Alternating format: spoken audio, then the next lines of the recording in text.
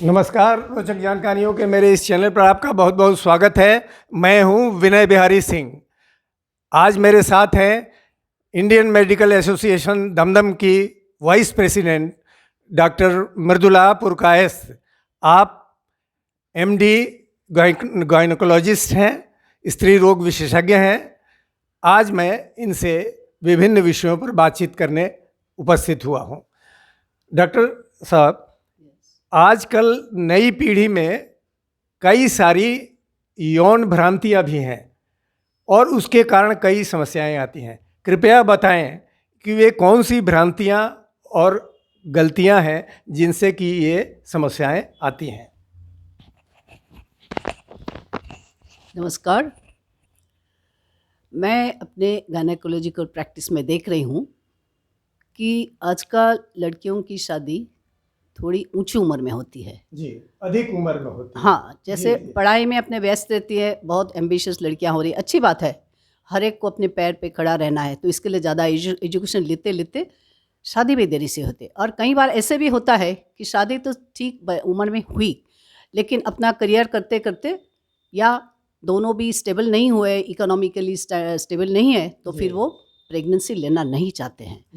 तो इसके बारे में कई बार दिखाई देता है कि शादी हो के 3-4 साल भी हो गए या सोचिए 5 साल भी हो गए, लेकिन उन लोगों का आपस में ठीक रिलेशनशिप हुआ ही नहीं। मतलब सेक्सुअल रिलेशन होता ही नहीं, क्योंकि वो समझते हैं कि अभी बच्चा नहीं चाहिए तो हम लोग क्या सेक्सुअल रिलेशन करें। और ये इसके बारे में मैं कहती हूँ कि ये सब इतना कंप्यूटर और मोबाइल और इसमें सब इतना बिजी रहते हैं कि हर एक को अपने को फैमिली में टाइम देने को भी समय नहीं रहता है। और काम का भी इतना प्रेशर है आजकल, 10-12 घंटा तो बहुत इंडस्ट्री में वर्किंग आवर्स हो ही गया है। इसकी वजह से तो मैं देखती हूँ कि जहाँ सेक्सुअल रिलेशनशिप रेगुलर चाहिए तो वो नहीं होता है। वो मुझे आके पूछते हैं, दीदी कौन सा टाइम सही है? मैंने बोला भाई कोई सही टाइम की बात नहीं है, टाइम तो है ज़रूर, लेकिन उसके सिवाय भी तुम लोगों का रेगुलर रिलेशनशिप रहना चाहिए, सेक्सुअल रिलेशनशिप रहना चाहिए। ये जो दिखाई देता है आजकल कि जहाँ रेगुलर सेक्सुअल रिलेशनशिप होना चाहिए वो नहीं होता है, ये मिसकंसेप्शन की वजह से। लेकिन आज हम लोग रोज़ खबर में पढ़ते रहते हैं कि कहीं भी बोलो, रास्ते में, दुकान में, सही कहीं वहीं ये इलीगल काम होता ही रहता है। और ये क्या कहते हैं, अनवांटेड सेक्सुअल रिलेशनशिप ट्राई होता रहता है। तो क्या डॉक्टर साहब आप ये कहना चाहती हैं कि ये रेगुलर पत्नी के साथ सेक्सुअल रिलेशन नहीं रहने के कारण बाहर इलीगल रिलेशनशिप होते हैं? नहीं, ये तो नहीं भी हो सकता है, लेकिन क्योंकि जो क्लास मेरे पास आता है, माने जो हस्बैंड वाइफ ऐसे उनके आपस में कोई बेमना है या कोई डिससेटिस्फेक्शन, ऐसी बात नहीं है।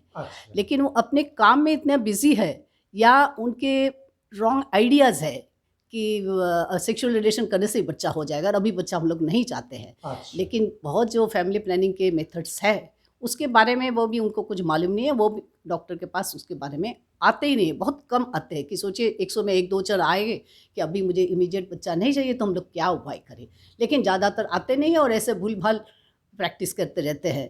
तो मुझे उनको समझाना पड़ता है कि भाई पहले नॉर्मल सेक्सुअल रिलेशन करो। और एक बात मैं कहना चाहती हूँ कि अभी ये जैसे चट मंगनी पट ब्याह जैसे मैंने इंस्टेंट सब कुछ चाहिए सबको, तो वो कहते हैं दीदी हमने ये महीने में ही ट्राई किया और अभी कुछ नहीं हुआ। मैंने कहा भाई वो सिर्फ सिनेमा में होता है कि एक सेक्सुअल एक्ट में उनका प्रेगनेंसी होता है। अपने असली ज़िंदगी में हम लोग कम से कम 1-1.5 साल टाइम देते हैं कि जहाँ हस्बैंड वाइफ का रेगुलर सेक्सुअल रिलेशन है और कंसेप्शन नहीं हो रहा है, प्रेगनेंसी नहीं हो रहा है, तभी सोचते हैं कि दोनों में कोई प्रॉब्लम हो सकता है, टेस्ट करने की ज़रूरत है। और एक बात है, ये जो लाइफस्टाइल है अभी, तो उसकी वजह से सोचिए ओबेसिटी माने वज़न ज़्यादा होने का, मोटापा, हाँ मोटापा तो ज़्यादा दिखाई देता है।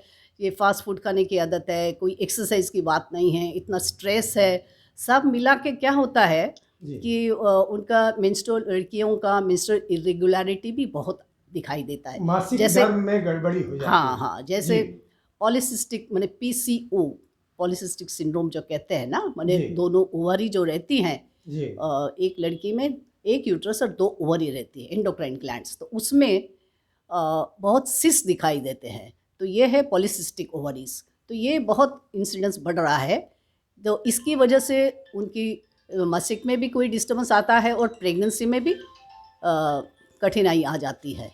तो ये सब समस्या अभी हम लोगों को रोज़ के रोज़ डील करना पड़ता है। तो ये लड़कियों को या लड़कों को भी इसके बारे में अच्छी तरह माने समझ आनी चाहिए, तो जिसकी वजह से समस्या समाधान हो सकता है। बहुत बहुत धन्यवाद डॉक्टर साहब। अगर आपको वीडियो पसंद आया हो तो कृपया इसको सब्सक्राइब करें, लाइक करें, कमेंट करें और ज़्यादा से ज़्यादा शेयर करें, ताकि ये जनोपयोगी जानकारी दूर दूर तक जाए और लोगों को फ़ायदा मिले। नमस्कार, बहुत बहुत शुक्रिया।